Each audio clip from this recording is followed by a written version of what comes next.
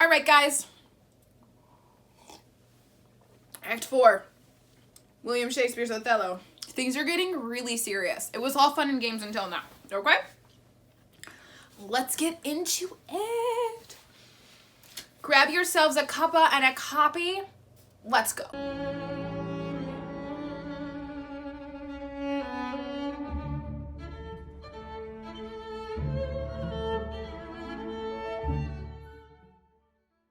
I'm eating potato chips, because as I said, I'm starving.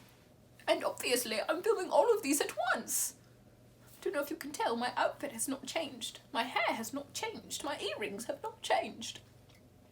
My cup has not changed. That's probably really the way that you'll be able to tell different days is based on what my mug is, because it won't be my hair, it won't be my makeup because I'm not wearing any. It's not going to be my background. You'll know what day it is based on the cup that I'm using. Okay. There we go, Shakespeare. First thing I have on my notes is a quote from Othello. Naked in bed, Iago, and not mean harm. So funny. Okay, so Iago and Othello are having a wee chatty chat.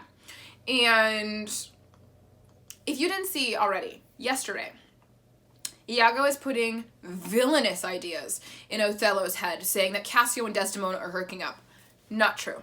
Doesn't matter, Iago's a jerk face. So Iago is hemming and hawing and he says, "Oh, my dear lord, it might not be what you think it is. Perhaps they're just naked in bed together and there's nothing going on." And Othello says, "Naked in bed, Iago, and not mean harm," which is valid. Can men and women be naked in bed? Can people be naked in bed and not mean harm? No. The answer is no, guys. I mean, maybe sometimes, but like, no. I wouldn't do that temptation. That seems like asking for trouble. There is a word. I'm already jumping into vocabulary. That was the only thing I had started for the first bit. Fichu in Act 4, Scene 1, line 164 means polecat, to which I say, what the bloody heck is a polecat? 164.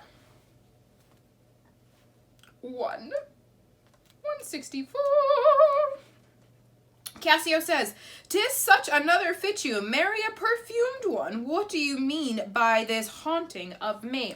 So Cassio is talking about Bianca, who is his little side piece. I don't know if it's considered a side piece if you don't have a primary piece, like if you don't have a front piece.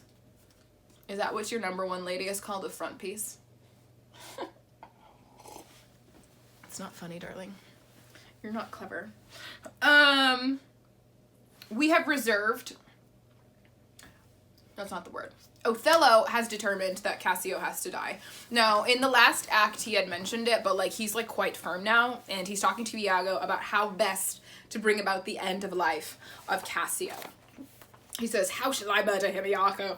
And of course, Iago is no use in this situation. Part of the reason that Othello is so keen to kill Cassio is because Cassio now has the secret handkerchief, the great, wonderful gift that Othello gave Desdemona, that remember yesterday we talked about is lost. Is it yesterday? Here's the thing. Filming all these videos at once, I don't know when they're going out. I think it's yesterday. I hope it's yesterday. I don't know. Could have been last week. Whatever. In the last video that was uploaded, the precious handkerchief that was cast aside, picked up by Emilia, given to Iago, just ever so carelessly dropped at Cassio's place. Well, Cassio finds it and he gives it to Bianca, his hoe. Can I say hoe? She a hoe. And so then Iago's saying to Othello, well, this wonderful gift that you gave her, this first thing that you ever gave your wife that is so precious to you, that was important to your mother, that you give to the darling love of your heart, she carelessly gives it to Cassio, who carelessly gives it to his side piece. That's like not cool. Right? Iago is just an agent of chaos. That's something that like I really feel. I feel that Iago's a psychopath. That's my feeling. Truthfully, and honestly, I think Iago's crazy because what does he want? What is his motivation? Why does he hate Othello? Why does he want to see this marriage fall apart? Why any of it? He's just an agent of chaos for the sake of being an agent of chaos. Othello also decides not just that Cassio has to die, but that Desdemona has to die. Because this is a Shakespearean tragedy, everybody must die. And so, poor Othello, in Iago's wisdom, he says, well, why don't you strangle her in her sleep? Because that seems like the sensible way to murder your wife. What an idiot. Othello is talking to Emilia a little bit later in scene 2, and Emilia is trying so very hard to say, what are you talking about, Othello? Obviously, your girl is not hooking up with your boy. That would be ridiculous. Partially because Desdemona loves her husband and is completely dedicated to him and, like, loves him fully, but also because Emilia's with her all the time. And so Emilia's like, dude, when? How? What? Does Othello listen? No, because honest Iago told him. What an idiot. We are going to start seeing the demise of the situation, the cascade of madness that of course happens at the end of every Shakespeare play, and it starts with this beautiful moment when Desdemona says to Emilia, put my wedding sheets on my bed.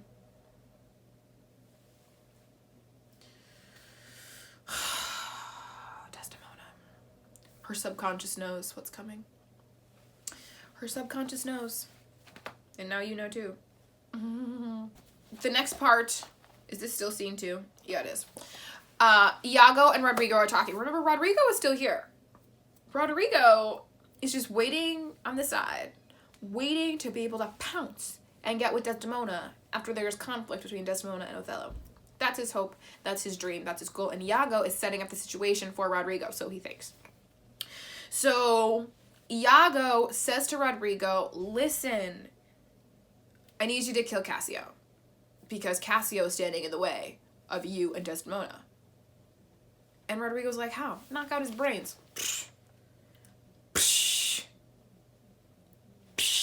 Okay, yesterday I talked about this wonderful monologue. It was a dialogue between Emilia and Desdemona, and I just want to read a little bit of it for you because I just thought it was so stinking funny. So the point of what they're talking about is that Othello has no reason to be jealous of Cassio for Desdemona because Desdemona is completely loyal and has no concept of cheating on one's husband. However, Emilia may have some other views. Act 4, Scene 3, line 76. Desdemona asks, wouldst thou do such a deed for all the world, Emilia? Why, would not you? And Desdemona says, no, by this heavenly light. She can't even imagine cheating on her husband. And Emilia's golden answer, nor I neither, by this heavenly light. I might do it well in the dark. It's so funny. So funny. Don't cheat, guys. It's not cute. She says there's neither here nor there, which also Dr. Seuss said, which is also like my least favorite expression in the world. Very few things will put me over the edge like, it's neither here nor there. It's everywhere. Okay, guys? It's everywhere. Act 4, Scene 1, line 275, Othello says that every tear that falls from Desdemona's face will be proved to be a crocodile. We have the expression of crocodile tears. Thank you, Shakespeare. That means we're done with Act 4. In the comments, the only thing I want you to answer for me here, because I really want to know, who is going to die? How are they going to die? Because I think that's the most important question when reading an Act 4 of William Shakespeare is who's going to die and how. It'll be fun to see who's right. Also, vote on this video, thumbs up, thumbs down. It's okay to give either one. I want to know what you guys like, what you guys don't like. Give me some feedback. It's very helpful. And subscribe and ding the bell because it helps the channel out and we really appreciate it. The first link in the description box below has the notes for the entire Othello book. And the second link in the description is the fun t-shirts and things. There is one that says, "'Tis neither here nor there." Although I hate it. You probably won't see me wearing it unless I like lose a bet or something. Alright guys, thank you so much for watching and I will see you again tomorrow, maybe the day after, I don't know, for Act 5. See ya!